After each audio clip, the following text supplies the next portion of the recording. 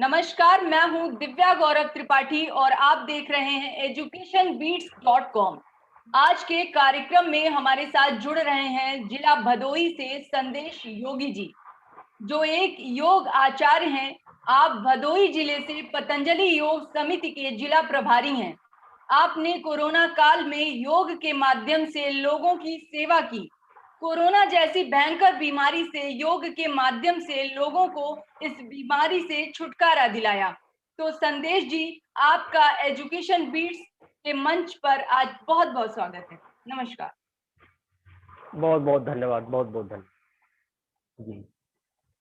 संदेश जी, आप योग के आचार्य हैं, तो सबसे पहले मैं आपसे चाहूंगी कि आप हमारे दर्शकों को योग के बारे में बताइए कि योग है क्या। योग, सबसे बड़ी बात यह है कि योग के संदर्भ में इसकी छोटी परिभाषा नहीं है, बहुत व्यापक है और हमें जीवन के हर क्षेत्र में योग दिखाई देता है। लेकिन अगर इसके डिफिनेशन के बारे में आप पूछ रही हैं तो बस यही है, योग का शाब्दिक अर्थ होता है जोड़ना। लेकिन जैसे योग दर्शन में अगर हम देखते हैं तो योग दर्शन में महर्षि पतंजलि कहते हैं हमारी चित्त वृत्तियों का निरोध।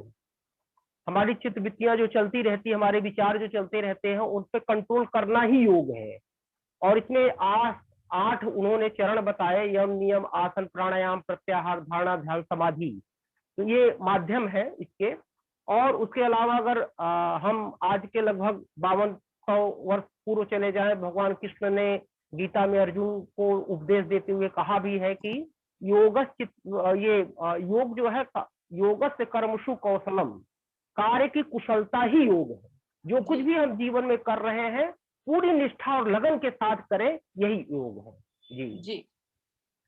संदेश जी, मैं आपसे अपना अगला प्रश्न ये रखूंगी कि आपने कोरोना काल में लोगों की किस प्रकार सहायता की है। योग के माध्यम से आपने लोगों की काफी मदद की है, तो जरा बताएं कि किस प्रकार आपने हेल्प की लोगों की। देखिए, योग के महत्व को पूरी दुनिया समझने लगी है। पहले से भी समझ रही थी, लेकिन अब ज्यादा ही समझ रही है इस बात को कि अगर लोगों के जान पे संकट आया तो सबसे पहले उनके नजदीक क्या था। उनकी सहायता करने के लिए सबसे पहले उनके यहाँ उपलब्ध था। और आसपास जो हमारे जड़ी बूटियां हमारी हैं, जैसे गिलोय है, तुलसी है, अश्वगंधा है, ये सारी औषधियां ही हमारे साथ उपलब्ध रही। तो मैं आता हूं कि जैसे कैसे इनकी मदद की गई। तो पूरी दुनिया में लोगों ने, बड़े बड़े स्पेशलिस्ट डॉक्टरों ने इस बात को रखा कि जो कोरोना वायरस है, सबसे ज्यादा जो इसका असर है वो हमारे फेफड़ों पे, लंग्स पे है। ये हमारे रिस्पिरेटरी सिस्टम को जकड़ लेता है। तो उसमें सबसे बड़ी बात, उन्होंने एक बात कही स्पेशलिस्ट ने कि अगर ठीक प्रकार से डीप ब्रीदिंग की जाए तो ये वायरस का बहुत ज्यादा असर हमारे फेफड़ों पर नहीं पड़ पाता है। तो ये भस्त्रिका, जैसे हम श्वास खींचते हैं छोड़ते हैं, अनुलोम विलोम करते हैं, इससे ऑक्सीजन का लेवल काफी बढ़ जाता है। पहले साधारण तौर पर हम 400-500 ml वायु हमारे अंदर जाती है, और अगर हम डीप ब्रीदिंग करते हैं तो 10 गुना बढ़ जाता है, 4000 से 5000 ml वायु हमारे अंदर जाता है। तो जो बाधा ऑक्सीजन, जो ब्लड हमारा हीमोग्लोबिन ऑक्सीजन को हमारे शरीर में पहुंचाता है, तो दूर हो जाती है। तो इस माध्यम से करोड़ों लोग इसका लाभ लिए योग के माध्यम से। और हम लोग इसके माध्यम से वर्चुअल मीट करके, आपके जूम के माध्यम से, गूगल मीट के माध्यम से, अन्य माध्यमों से लोगों से जुड़े रहे और लोगों को योग प्राणायाम की करने के लिए हम लोगों ने सलाह दी, कराए भी साथ में। और साथ में जैसे बहुत से लोग अस्पतालों में उनके रिश्तेदार तक दूर रहते थे। अब सबसे बड़ी समस्या थी कि उनकी देख रेख कैसे हो सके। इसमें हमारे और जो भी पतंजलि और भी जो लोग जुड़े लोग रहे हैं, सब लोग लगे रहे। साथ में जो लोग साथ आते थे तो वो कैसे कहाँ रहे, क्योंकि अस्पताल में उनको रहने की व्यवस्था नहीं, मरीज के साथ वो जा नहीं सकते थे। तो आसपास जैसे कोई विद्यालय देख करके और ऐसे स्थान देख करके हम लोगों ने आइसोलेट सेंटर उनके लिए बनाए, जो उनके साथ मरीज आते थे। उनके भोजन की व्यवस्था, जलपान की व्यवस्था, सारी चीजें होती थी। ऐसे गरीब परिवार जिनको कि मतलब इस दौरान उनके रोजगार खत्म हो गए थे, ऐसे मुसहर बस्तियों में जा करके हम लोगों ने उनको अनाज और सारी चीजें जो सरकार के माध्यम से वितरित हो रहे थे तो हो ही रहे थे, लेकिन हम लोगों ने इकट्ठा करके सारी चीजों को लोगों को हम लोगों ने देने का काम किया। तो इस तरह से जो कुछ भी ईश्वर हम लोगों से करा सका हम लोगों ने किया। जी संदेश जी, मैं चाहूंगी कि आप बताएं कि क्या योग को धर्म से जोड़ना उचित है? इस पर आप क्या कहना चाहेंगे? आपके क्या विचार हैं? देखिए बहन जी, सबसे बड़ी बात यह है कि योग तब से है जब दुनिया में कोई अगर सनातन धर्म को छोड़ दे तो कोई धर्म नहीं था। जी बिल्कुल। चाहे वो इस्लाम ले, ईसाई ले, यहूदी ले, जैन ले, पारसी, जो भी हम किसी भी धर्म का नाम ले लें, तो दुनिया में तब से योग है।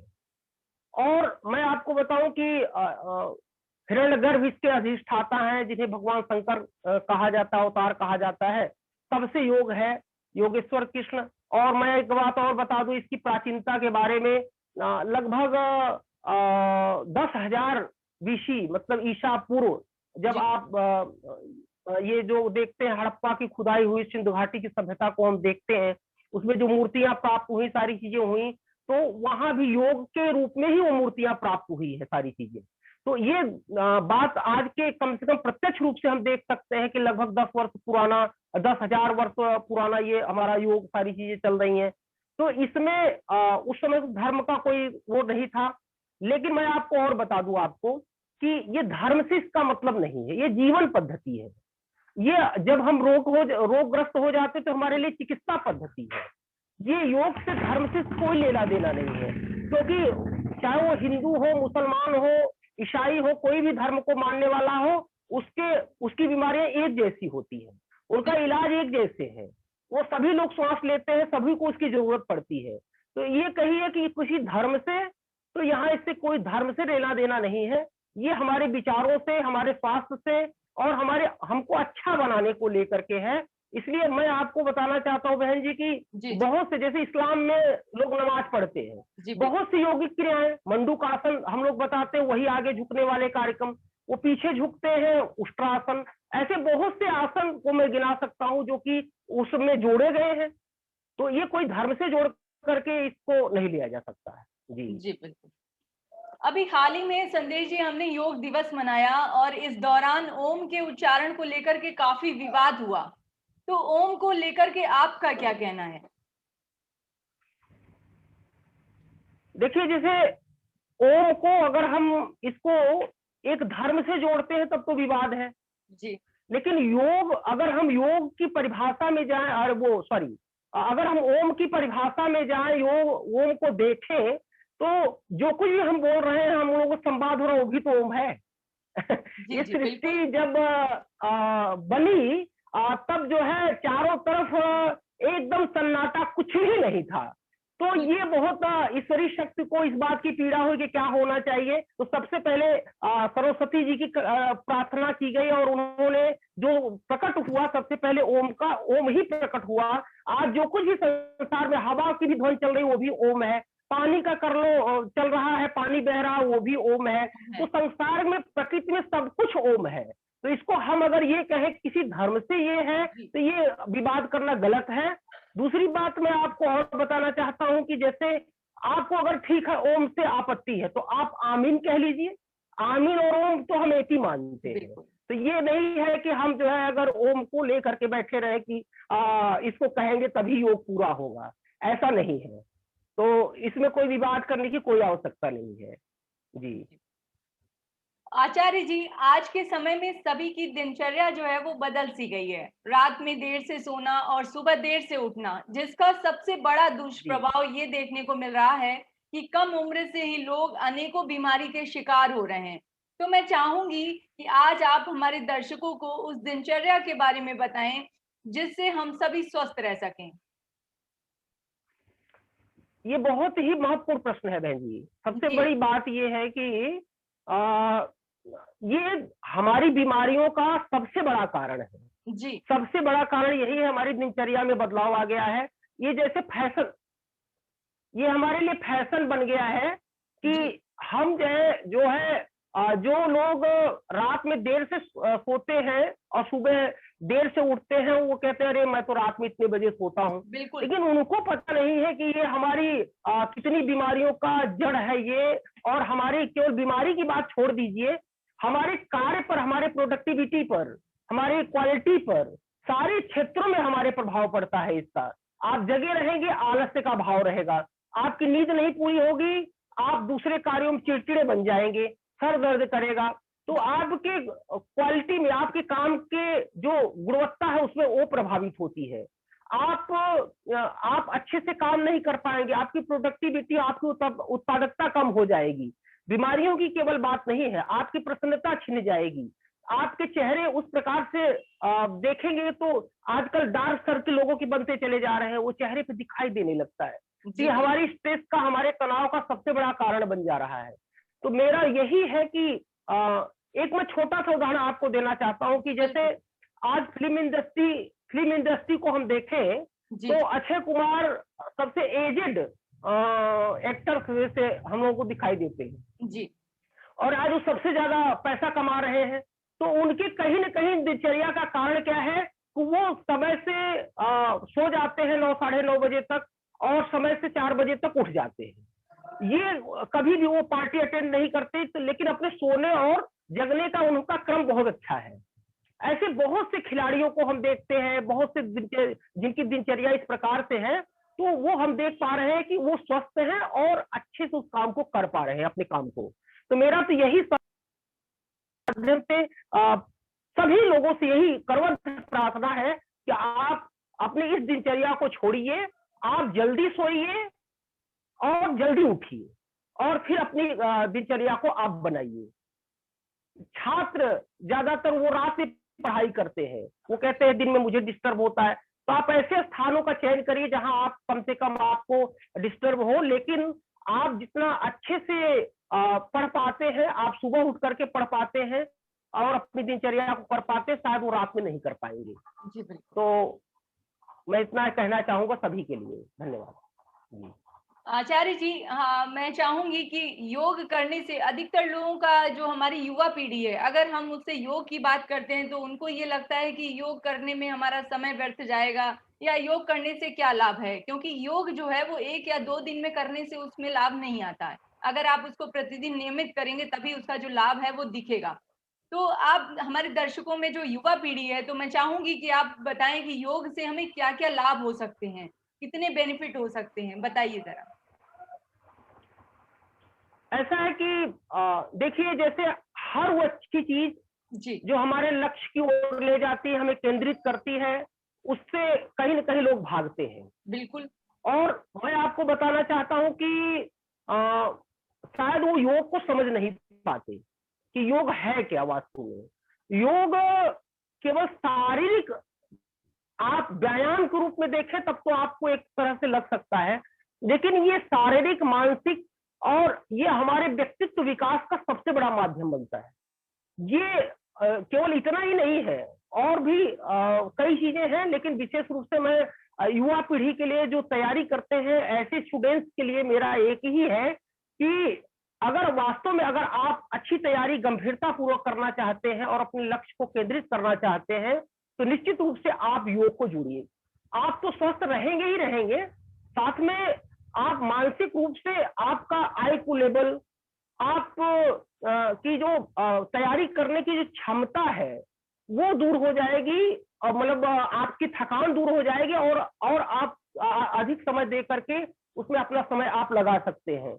आप सबसे बड़ी बात यह होगी कि आप अपने लक्ष्य के प्रति इतने दृढ़ हो जाएंगे, इतने मजबूत बन जाएंगे कि आपको दूसरी चीजें फिर दिखाई नहीं देगी अपने लक्ष्य के अलावा, अपनी तैयारी के अलावा। आप अपने लक्ष्य पर केंद्रित रहेंगे। और सबसे बड़ी बात यह होती है कि योग के माध्यम से जो चीजें हम जैसे सबसे बड़ी विद्यार्थियों में ये रहता है कि जो चीजें हम याद करते हैं वो भूल जाते हैं बहुत जल्दी। बिल्कुल। तो इसमें क्या होना चाहिए? तो ये सबसे बड़ी बात होती है कि जैसे हमारे भी मस्तिष्क में चिप होता है, साइब्रम जो हमारे तीसरा स्तर है मस्तिष्क का, वहां ऑक्सीजन का लेवल ज्यादा पहुंचना जरूरी है, वहां ब्लड का सर्कुलेशन पहुंचना बहुत जरूरी है। जो हमारे अंदर ऐसे तत्व स्रावित होते रहते हैं वो अधिक अच्छे ढंग से हमारे अंदर स्रावित हो, जिससे कि हम चीजों को एक्सेप्ट कर पाए, अपने अंदर ग्रहण कर पाए, और सबसे बड़ी बात हो कि अधिक दिन तक हमारे मेमोरी में वो रहे। और ये सबसे बड़ी बात होती है। जैसे उदाहरण के रूप में मैं ये बताना चाहता हूं कि बहुत से हम सबके जीवन में ऐसी घटनाएं होती हैं जो बचपन में घटी है लेकिन आज तक मुझे याद है। ऐसा क्या है? तो ऐसे हम बहुत से टॉपिक्स हम अपने योग के माध्यम से उसको अपना करके, जिससे कि हम चीजों को बढ़ा सकते हैं। विशेष रूप से हम जो श्वसन की क्रिया करते हैं, विशेष रूप से अनुलोम विलोम की क्रिया, भस्त्रिका की क्रिया, भ्रामरी, उद्गीत, ये सब माध्यम है जिनसे हम चीजों को बढ़ा सकते हैं। उसके अलावा जैसे आसन में ले ले तो सिद्धासन सबसे महत्वपूर्ण है। इसके अलावा हम हलासन, सर्वांगासन, इससे ब्लड का सर्कुलेशन हमारे चेहरे की ओर होता है, हमारे मस्तिष्क की ओर होता है, जिससे कि बहुत बड़ी मात्रा में। और एक बहन जी, एक मैं उदाहरण देना चाहता हूँ आपको। ये पूरी दुनिया में रिसर्च हो रहे हैं स्टूडेंट्स के बीच में कि ऐसे लाखों बच्चों पर एक्सपेरिमेंट किए गए कि जिनकी स्मरण शक्ति, पढ़ने में जिनकी मेधा शक्ति मजबूत बन जाए, तो ऐसे बच्चों को योग कराया गया और ऐसे बच्चों को जिनको योग नहीं कराया गया। और देखा गया कि 6 महीने 7 महीने के अंदर जो योग करते थे उनके अंदर बहुत बड़ा परिवर्तन आया इसमें। तो मैं, जो लोग भी तैयारी करते हैं उनसे मेरी सलाह है, विशेष रूप से यूपीएससी की और विभिन्न स्टेट की जो भी परीक्षाएं दे रहे हैं, और एसएससी की, बैंक की, रेलवे की, जहां जो भी परीक्षा दे रहे हैं, तो इसमें वो जरूर योग को अपनाएं, उससे बहुत लाभ मिलेगा। धन्यवाद जी। आचार्य जी, आपके पास शिक्षण का लंबा अनुभव है। आपको क्या लगता है कि जो पहले के स्टूडेंट्स थे और आज के जो स्टूडेंट्स हैं, इसमें आपको क्या बदलाव देखने में मिल रहा है? क्योंकि जो हमारा पहले के स्टूडेंट्स थे और जो आज के स्टूडेंट्स हैं, वो कहीं न कहीं कि पहले कोई भी चीज़ हम पढ़ते थे तो वो हमें याद हो जाती थी, हमें रटने की आवश्यकता नहीं होती थी। पहले इतनी किताबें बहुत ज़्यादा मात्रा में इतनी, लेकिन आज बच्चे मोबाइल से मतलब पढ़ाई करते हैं, लेकिन फिर भी उनको याद नहीं रहता है। तो ऐसा क्या है कि पहले और आज के स्टूडेंट्स में ऐसा क्या बदलाव आपको देखने को मिला है? सबसे बड़ी बात ये होती है बहन जी, देखिए, ये आज के समय में हर क्षेत्र में, चाहे वो विद्या का क्षेत्र हो और भी काम हो, शॉर्टकट करने का जो एक बन गया है तरीका, मैं समझता हूं कि इसके कारण से सारी चीजें गड़बड़ हो रही है जी। ये हमें जिस लक्ष्य को हम निर्धारित करते हैं, वो हमें कितनी मेहनत से, किन रास्तों से, किन माध्यमों से हमें पहुंचना है वहां तक, ये निर्धारित करना बहुत जरूरी है। सबसे पहला तो यही, इसका आपको एक खाका तैयार करना पड़ेगा। एक दूसरा मेरा ये कहना था कि जैसे हम अगर चीजों को जितनी गहराई से हम पढ़ पाते हैं, जितनी एकाग्रता के साथ पढ़ पाते हैं, कंसंट्रेशन का होना बहुत जरूरी होता है। जैसे मैं एक उदाहरण देना चाहता हूं, अभी मैं प्रवास में गया था, तो एक छोटी बच्ची जो पिछले वर्ष 2 वर्ष पहले की मैं बात बता रहा हूँ, तो हाई स्कूल की परीक्षा दे रही थी।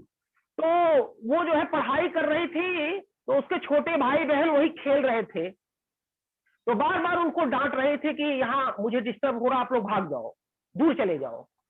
और कुछ देर के बाद मैंने देखा कि उसी समय मैच आ रहा था, क्रिकेट मैच, और वो क्रिकेट देखने लगी। और भी बच्चे आ गए और शोर मचाने लगे, लेकिन उसको वो डांट नहीं रही थी। लेकिन जब मैच समाप्त हुआ तो मैंने उससे एक प्रश्न पूछा। हमने कहा, बेटा ये बताओ कि अभी केवल 2-3 बच्चे इतना शोर मचा रहे थे तो आपको डिस्टर्ब हो रहा था, इतने बच्चे शोर मचा रहे थे, आप क्रिकेट देख रही थी, तो आपने उनको डांटा क्यों नहीं? उसने कहा, सर मुझे पता ही नहीं चला क्रिकेट देखते हुए कि बच्चे यहाँ शोर मचा रहे हैं। तो इसका सीधा सा अर्थ है कि जिन चीजों को हम जितनी गहराई के साथ हम लेते हैं, पकड़ते हैं और समझते हैं, वो चीजें हमारे मेमोरी में स्थापित होती है और एकाग्रता उतनी ही हमारी बढ़ती चली जाती है। और सबसे बड़ी बात, दूसरी बात ये होती है कि इंटरेस्ट, उस काम के प्रति जब हमारा इंटरेस्ट बढ़ता है, उससे अपने आप एकाग्रता, उससे इंजॉय, जैसे जब हम ये उबते रहते हैं तो हमको वो आनंद नहीं मिलता जिससे कि हमारी एकाग्रता बढ़ती है। ये मेरे विद्यार्थी जीवन के लिए मैं बात नहीं कर रहा हूं, बल्कि आप कोई नौकरी सर्विस भी करते हैं, आप उसके पास जस्टिस नहीं कर पाएंगे अगर उसके प्रति आपका प्रेम नहीं है। आप सेवा भाव से चीजों को नहीं करते हैं, आपको आनंद नहीं आता दूसरे की सेवा में, तो आप उस तरह से अपना दे नहीं पाएंगे। तो मेरा यही कहना है कि आप ये चीजें योग के माध्यम से बहुत प्रबलता के साथ, जैसे एकाग्रता को हम अपने अंदर के जो भी हमारे अंदर के जो विचार हैं, हमारे अंदर के जो क्रोध हैं, जो झंझलाहट है, झिझलाहट है, ये चीजों को हम बदल सकते हैं। तो ये योग बहुत बड़ा माध्यम हो सकता है और हम अपने ध्यान को वहां केंद्रित कर सकते हैं अपने पढ़ाई के प्रति, अपने लक्ष्य के प्रति। जी जी संदेश जी, आप योग गुरु हैं, तो मैं चाहूंगी कि कम से कम 3 योगासन आप हमारे दर्शकों को बताइए जिन्हें हमारे दर्शक आसानी से कर सकें और उन्हें उनसे लाभ भी हो सके, क्योंकि ये बहुत ज्यादा जरूरी है, क्योंकि हमारा जो व्यूअर है वो सबसे ज्यादा स्टूडेंट्स हैं। तो मैं चाहूंगी कोई 3 ऐसे आप योगासन बताएं जो जिन्हें उनसे लाभ हो। ऐसा है, देखिए जैसे इसमें देखिए जो विशेष रूप से योग ऋषि परम पूज्य स्वामी रामदेव जी महाराज जी जो योग बताते हैं, तो इसमें 60 क्रियाओं का एक पैकेज है उनका, जी जी, जो कि हम लोगों को बताते रहते हैं।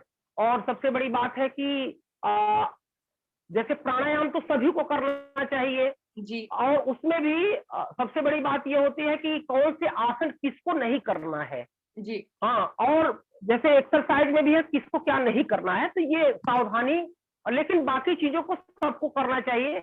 अब आपने कहा 3, तो 3 में तो समाहित करना बड़ा मुश्किल है, लेकिन अगर खड़े होकर के एक आसन को अगर हमें बताना है, तो सबसे अभी अंतर्राष्ट्रीय योग दिवस में इसके प्रोटोकॉल में सबसे पहला आसन शिथिलीकरण के बाद प्रोटोकॉल में आपका जो है ताड़ासन ही था, तो मैं कहूँगा ताड़ासन। तो मैं आपको थोड़ा सा करके बताऊं क्या? जी जी बिल्कुल, हाँ जी, हाँ जी जी, जी, हाँ हाँ, ये पकड़ लीजिए। तो ये जो है जैसे है तो ये बहुत सरल ही, लेकिन है बहुत, आपके पैर के नख से लेकर के हाथ के आपके नख तक इसमें व्यायाम होता है। और आप सबसे पहले श्वास भरते हुए दोनों हाथों को ऊपर की तरफ ले जाएंगे, जी ऐसे। अब यहां से आप हाथ को ऐसे ग्रिप बना करके पलट लेते हैं और फिर यहां से आप दोनों पैर के पंजों पर ऐसे खड़े हो जाते हैं, जी जी, ऐसे, और पूरा खींच लेते हैं। ये इससे आप देख पा रहे हैं कि पूरे शरीर का व्यायाम आपको हो रहा है। ये बच्चे करते हैं तो उनके हाइट तो बढ़ती ही है, उनके हाइट के लिए बहुत अच्छा होता है, लेकिन बड़े लोगों के लिए भी जो आलस से दिन भर रहता है, थकान जैसे रहती है, उन सब के लिए भी बहुत अच्छा है। और ये बैलेंस बनाता है। और आपको जो मैंने एकाग्रता की बात की, कहीं गिर न जाए, कहीं गिर न जाए, तो आपका ध्यान आपके ऊपर रहता है, इससे आपकी एकाग्रता भी बढ़ती है और पूरे कंधों आपका व्यायाम हो जाता है। ऐसे है तो बहुत, लेकिन आपने ये एक पूछा तो एक मैं बताया। और दूसरा आपने आसन के बारे में मैं एक और बताना चाहता हूँ, जैसे कि बैठ के करने वाले आसन में, जी जी, अगर आप कुछ नहीं कर पाते तो विद्यार्थियों के लिए पश्चिमोत्तानासन, आप दोनों पैरों को फैला दीजिए, हाथ को ऊपर उठाइए और नीचे ले जाइए, पूरा नाक को घुटने से लगाने का प्रयास करिए, तो ये ब्लड का सर्कुलेशन आगे आता है। और मंडूकासन, जिनको गैस, कब्ज, एसिडिटी ज्यादा बनती है उनके लिए, और विशेष रूप से डायबिटीज वालों के लिए रामबाण औषधि है। पेट पे दबाव, हमारे पेनक्रियाज पे इसका प्रभाव पड़ता है, आगे ऐसे झुकना, ऐसे आप वज्रासन में बैठ करके आगे की तरफ झुक करके और बैठते हैं, तो ये बहुत अच्छा होता है। तीसरा मैं आपको बताऊं कि जैसे आप अगर नहीं व्यायाम ज्यादा कर पाते हैं तो आप जॉगिंग, आप अगर 15 बार 20 बार अगर जॉगिंग कर लेते हैं, ये वाला, जैसे यहां से मैं बताना चाहूंगा आपको, ये इस तरह से कर लेते हैं। और साथ में देखिए सूर्य नमस्कार, 7 आसन मिलाकर के एक सूर्य नमस्कार बनता है और कंप्लीट एक्सरसाइज होता है। आपके पास कम समय है तो 5-7 आप सूर्य नमस्कार ही कर लीजिए, तो आपका बहुत बढ़िया व्यायाम हो जाएगा और आपकी श्वसन क्रिया का भी अच्छा हो जाएगा। हाँ, एक बात और, प्राणायाम जैसे छूट गया है, तो इसमें है तो 8 प्राणायाम, आप है तो कई, लेकिन विशेष रूप से जो प्रतिदिन हम लोग पैकेज में कराते हैं भस्त्रिका प्राणायाम, आपका भस्त्रिका के बाद हम लोग कपालभाति करते हैं, वायु प्राणायाम करते हैं, उससे अग्निसार क्रिया जुड़ी रहती है। फिर उज्जयी, गले के लिए उज्जयी करते हैं। उसके बाद फिर अनुलोम विलोम करते हैं, प्राणायाम करते हैं, फिर ध्यान। ये 8 क्रियाएं होती हैं। लेकिन अगर आपके पास कम समय है तो थोड़ा भस्त्रिका प्राणायाम, श्वसन की क्रिया, और पेट को, डाइजेशन को ठीक करने के लिए कपालभाति 5 मिनट 5 मिनट, और फिर अनुलोम विलोम का, ये नाड़ी शोधन भी इसको बोलते हैं।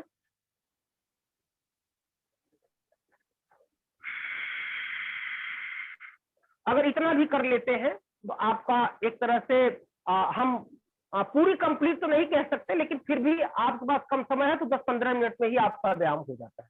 जी, बहुत सारी अच्छी चीजें आपने बताई और वाकई बहुत ही लाभप्रद है हमारे व्यूअर के लिए भी, हमारे जितने भी दर्शक हैं सभी के लिए।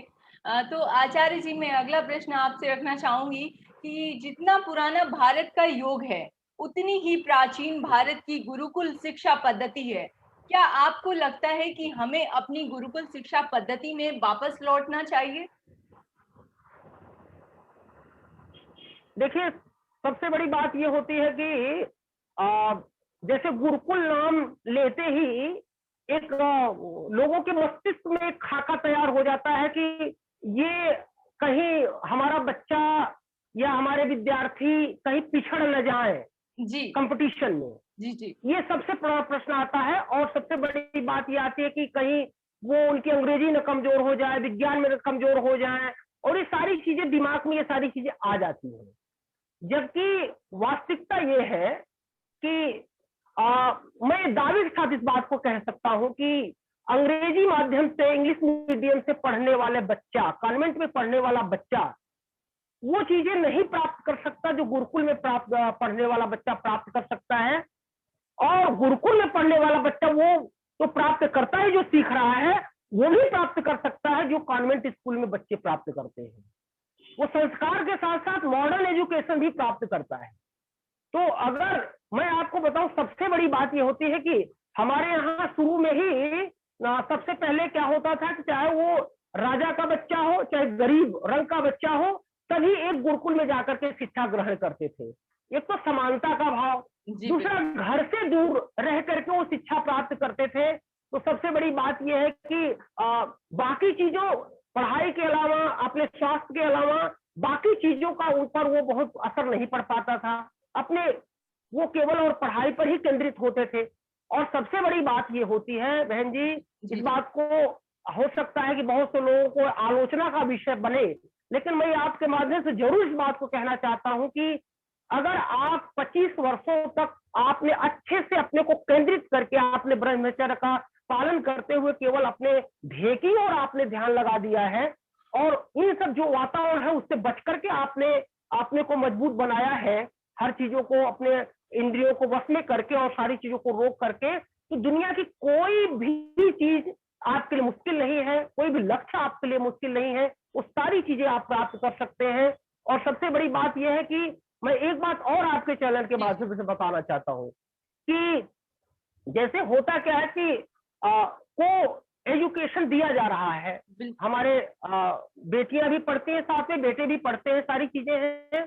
और सबसे बड़ी ये संस्कार जब तक वहां नहीं पहुंचेगा, सारी चीजें नहीं हो गई, एक भाई बहन का रिश्ता लोगों के बीच हमारे स्कूल कॉलेजों में ये बात नहीं जाएंगी कि एक गुरु के सानिध्य में पढ़ने वाला जो भी छात्र छात्राएं हैं और जो भी छात्र है, वो भाई बहन का रिश्ता है। वहां हम जाते हैं तो देखिए, मैं ये कोई मजाक की बात नहीं, मैं सच्चाई इस बात को कह रहा हूं कि अपना ध्यान भटक करके सबसे पहले गर्लफ्रेंड बॉयफ्रेंड बनाने का ही काम शुरू हो जाता है। अरे मित्र हम हैं, मित्र तो रहेंगे, कोई दिक्कत नहीं है, लेकिन पहले तो हम अपने को कहाँ केंद्रित करना चाहते हैं, ये सबसे बड़ा प्रश्न होता है। बहुत बड़ा प्रश्न है। बिल्कुल जी जी जी। तो मैं ये कहना चाहूंगा कि ये हमारी गुरुकुल शिक्षा कहीं न कहीं इसमें बहुत बड़ा रोल अदा कर रही थी और आज भी कर रही है। बच्चों को अपने लक्ष्य की ओर केंद्रित करने का प्रयास कर रही है।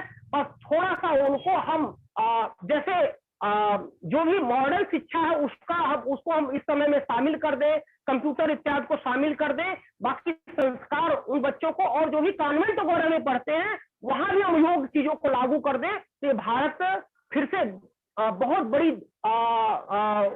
इस रूप में उभर करके आएगा कि पूरे विश्व का मार्गदर्शन कर सकता है। जी बिल्कुल, बहुत सही बात आपने की। और आज की हम अगर जनरेशन में देखें तो वाकई बच्चों का जब एडमिशन होता है तो पढ़ाई बाद में उनके लिए, वो जैसा कि आपने अभी कहा कि गर्लफ्रेंड बॉयफ्रेंड, ये एक बहुत ही जरूरी जी चीज जी है और पेरेंट्स को समझाना चाहिए, क्योंकि अगर हम उस व्यवस्था के अनुसार हमारा बच्चा पढ़ेगा तो जो संस्कार है वो बहुत जरूरी है। क्योंकि अगर संस्कार हमारे बच्चों में है तो जो आज के जो बलात्कार जैसी जो समस्याएं क्रिएट हो रही हैं वो नहीं हो, क्योंकि हर एकदम बच्चे की बहुत भावना आपने शुद्ध सही प्रश्न होगी। उठाया है बहन जी। जी बिल्कुल। जी जी जी। और उसकी अब ये देखिए बहन जी, एक बात मैं टोकना चाहता हूँ जी, आपको, कि बिल्कुल जैसे आपने कहा कि इस समय जैसे 500 लगाया जा रहा है, और भी बहुत से एक्ट में संशोधन किया गया है इस गवर्नमेंट के द्वारा, जो भी बलात्कार जी के लोग हैं, ऐसे करने वाले, अपराध करने वाले लोगों के लिए। लेकिन मैं आपको बताऊं, फांसी से बढ़कर तो कोई सजा नहीं हो सकती। अब तो फांसी भी दी जा रही है ऐसा बिल्कुल कृत्य करने वालों के लिए। लेकिन ये रुक क्यों नहीं रहा है? तो बिल्कुल, रुक नहीं सकता हर तब रोज तक इसकी जब तक समस्याएं। बच्चों को, जी, जब तक हम बच्चों को शुरू से संस्कारित नहीं करेंगे। ये हमारे भाई बहन का रिश्ता है, ये बिल्कुल मेरी बहन है। जैसे एक एक छोटा सा बात मैं कहना चाहूंगा बहन जी, कि जी जी मेरे घर में बहन बेटी है, बिल्कुल उसके उसके पास भी वही अंग प्रत्यंग है जो बिल्कुल दूसरे के। तो दूसरे की बहन बेटी को देख करके मेरे मन खराब हो जाते हैं। हमारी बहन बेटी को देख करके ऐसा क्यों नहीं होता? तो ये हमारे विचारों का कहीं न कहीं ये प्रभाव है। जिस दिन हम दूसरे को, बहन बेटियों में भी अपने बहन बेटी का स्वरूप देखने लगेंगे, अपने माँ का स्वरूप देखने लगेंगे, शायद ये चीजें, ये धारणाएं बदल जाएंगी। बिल्कुल, जैसा कि अभी आपने कहा कि भाई-बहन का रिश्ता, तो मैं आजकल के समय में देखती हूँ कि अगर आप किसी भाई को आप भाई बुला देंगे नाम से, तो उसको वो बहुत ही शर्म-सी महसूस होती है, अरे मैं सभी का भाई नहीं बन सकता। लेकिन ये चीज़ जो है, मुझे ऐसा लगता है कि पेरेंट्स को समझानी चाहिए, जो पहला कोई भी बच्चा, कोई भी लड़का है, अपनी बेटी को सिखाए कि सारे भाई हैं, या बेटे को सिखाए कि सभी आपकी बहनें हैं। शादी जब होनी होगी तब होगी, लेकिन किसी एक के साथ होगी ना। लेकिन जो हर लड़की अगर बहन की दृष्टि से वो देखे तो ऐसी समस्याएं नहीं होंगी। और ये बहुत अच्छी जी बात जी आपने बिल्कुल। बताई है, और इस विषय पर तो हम हर किसी से इस पर चर्चा करते हैं, और क्योंकि सभी को समझना है, और हमारे बहुत ज्यादा दर्शक जो है वो देख रहे हैं, और वो, मुझे यकीन है कि वो समझेंगे इस बात को। मैं समय जी कम है, लेकिन फिर भी मैं एक प्रश्न आपसे अगला रखूंगी। मैं चाहूंगी कि इसको आप शॉर्ट में हमें जरा इसका आंसर दें, कि मनुष्य अपनी सामाजिकता के लिए जाना जाता है। इस सामाजिक विघटन को किस तरीके से रोका जाता है? जैसा कि हम देख रहे हैं कि मोबाइल का दौर आ गया है। आजकल घर पर ही पेरेंट्स जो हैं, माँ-बाप भी मोबाइल से बिज़ी हैं, बच्चे अलग मोबाइल से बिज़ी हैं, तो वो घर पर ही एक साथ बैठ के बातचीत नहीं करते हैं। तो फिर हम मोहल्ले में बैठ के पड़ोसी के यहाँ क्या हो रहा है, पहले का समय था कि एक साथ सब बैठते थे, समाज कोई विघटित नहीं था। लेकिन आज के समय में सबके बीच की दूरियाँ जो हैं, वो बहुत बढ़ती चली जा रही हैं। तो इसे हम किस प्रकार रोक सकते हैं? ज़रा बताएँ। देखिए बहन जी, ये प्रश्न विशेष रूप से जुड़ाव का, हमारा जुड़ाव दूसरे से क्यों होता है, भावनात्मक होता है। जी, बिल्कुल। हमारे अंदर की संवेदना कहीं न कहीं कुंठित होती चली जा रही है। अब कठोर शब्द में कहें तो हमारी संवेदनाएं हमारी मर रही है। बिल्कुल, मानवता जो हमारे अंदर उत्पन्न होना चाहिए, एक दूसरे के प्रति सहयोग की जो भावना होनी चाहिए, वो कहीं न कहीं कम होती चली जा रही है। ठीक, ये कुटुंब प्रबंधन जो हमारा है कमजोर पड़ रहा है। परिवार को जोड़ने की जो एक परिवार के प्रति हमारी संवेदनाएं थी, वो कमजोर पड़ रही है। जी, तो इसको बढ़ाने का सबसे अच्छा माध्यम यही है कि हम जैसे सबसे बड़ी बात तो ये होती है कि अ, एक तो ये परिवार की परिभाषा को जो हम चलते जा रहे हैं, जैसे किसी से भी हम पूछते हैं कि भाई आपका परिवार, तो परिवार का मतलब केवल वो समझता है कि हमारी बीवी बच्चे हम। बिल्कुल। परिवार माँ बाप, परिवार का मतलब वो माँ बाप नहीं समझ रहा है आजकल। तो इस परिभाषा को बड़ा करना है हमें, ये हमारे संयुक्त परिवार का कंसेप्ट लोगों को विकसित करना है, और इसमें बहुत बड़ी ताकत होती है। इस ताकत का एहसास हम सबको दिलाना है। पहले क्या होता था कि परिवार में एक व्यक्ति भी कमाने वाला है, पूरा परिवार खा सकता था। बिल्कुल। लेकिन आज पूरा परिवार कमाता है, लेकिन सबको खाने के लाले पड़े हुए हैं। मतलब है सब कुछ, लेकिन उनके पास न समय है, न उस तरह से वो आनंद ले पाते हैं जीवन का। तो ये सारी चीजों को, ये छोटी छोटी चीजों को हमको समझना पड़ेगा। अब जैसे आप स्टूडेंट हैं, जैसे आपका एजुकेशन बिट्स है, तो इसी को मैं उदाहरण देना चाहता हूँ। हमारे जैसे जो विद्यार्थी पढ़ते हैं, जैसे बेटियां हमारी हैं, तो वो अगर उनको किसी काम के लिए कहा जाए तो कहते हैं अरे मेरे पास समय नहीं है, मुझे पढ़ाई करनी है, सब कुछ करना है। वो माँ का हाथ नहीं बटाती, घर के रसोई में हाथ नहीं बटाती। मैं ये समझता हूँ कि अगर आपने थोड़ा सा उनके हाथ बटाए तो इससे बहुत बड़ा प्रेम बढ़ेगा और सब आपका समय उतना बर्बाद नहीं होना है। हमारे स्टूडेंट्स हैं, घर के काम में थोड़ा लग जाए तो निश्चित रूप से सबको अच्छा भी लगेगा, उनके अंदर जिम्मेदारियां भी आएंगी और निश्चित रूप से उनका समय बर्बाद उससे नहीं होना है। एक दूसरे को हम लोग सम्मान की दृष्टि से देखें। भले से हम एक ही परिवार में रहते, रोज रहते हैं, लेकिन जब तक वो सम्मान, वो आदर, वो भाव नहीं रहेगा, हम जैसे सबके कमरे अलग अलग हो गए, सबके घर में वही सुविधाएं, टीवी, सारी चीज, वो एक साथ वो बैठ नहीं सकते, एक साथ भोजन नहीं कर सकते। ये चीजों को, छोटी छोटी चीजों को हमको अपने जीवन में लाना है, तब ये संयुक्त परिवार हमारा बढ़ेगा। और तब ये हमारा जो एजुकेशन है, सबसे पहले सोशल, वो हमारे परिवार से शुरू होता है, और ये भावना धीरे धीरे बच्चों में विकसित होगी और धीरे धीरे वो समाज में सामाजिकता की ओर व्यक्ति को ले जाएगी। समाज में भी हमारा जो दायित्व है वो उसके प्रति वो निश्चित रूप से सीखेगा बच्चा, और समाज के प्रति उसका कर्तव्य का भाव जगेगा। जी बिल्कुल। टीवी सीरियल का मैं विरोधी नहीं हूँ, लेकिन बहुत से ऐसे सीरियल आज इस भाव को केंद्रित बनाए जा रहे हैं जो कि परिवार में विघटन पैदा कर रहे हैं। तो मैं ये विशेष रूप से आपके चैनल के माध्यम से मैं ये निवेदन करना चाहूंगा ऐसे चैनलों को कि जैसे ऐसे आप कुछ चैनल्स में अपने टीवी पर प्रसारित करिए, जिससे कि त्याग की भावना बढ़े, संयुक्त परिवार को बढ़ावा मिले, एक दूसरे के प्रति प्रेम की भावना बढ़े, और ये चीजों से आपको बहुत टीआरपी भी आपकी बढ़ेगी और निश्चित रूप से आपके चैनल की कमाई भी होगी, और ये बहुत अच्छे से लोगों को संस्कार पड़ेगा।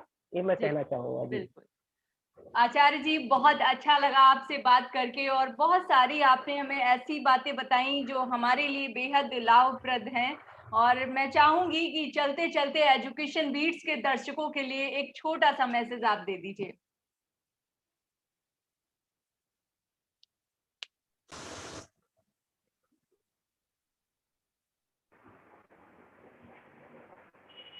जी थोड़ा कट गया था मैं अपना प्रश्न फिर से रखती हूँ। बहुत अच्छा लगा आपसे बात करके। मैं चाहूंगी कि चलते चलते एजुकेशन बीट्स के दर्शकों के लिए एक छोटा सा मैसेज आप दे दीजिए।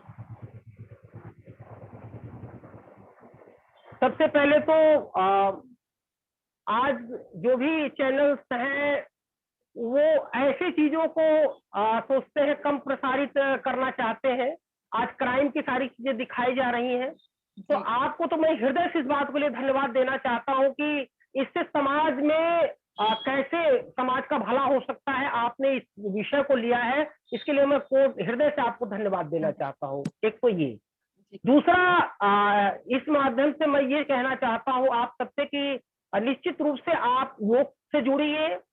आप योग के माध्यम से आपके अंदर जो मानवता का भाव है, सामाजिक चीजें आपके अंदर आएंगी। निश्चित रूप से समाज के लिए आप योगी बने, उपयोगी बने, राष्ट्र के लिए, यही मेरी कामना है आप सबके लिए। बहुत बहुत धन्यवाद जी। आपने अपना बहुमूल्य समय हमें दिया, इसके लिए संदेश जी आपको बहुत बहुत शुक्रिया, बहुत बहुत धन्यवाद आपका। नमस्कार। एक मुलाकात के अगले एपिसोड में फिर मिलेंगे एक नई शख्सियत के साथ। जुड़े रहिए एजुकेशन बीट्स के साथ।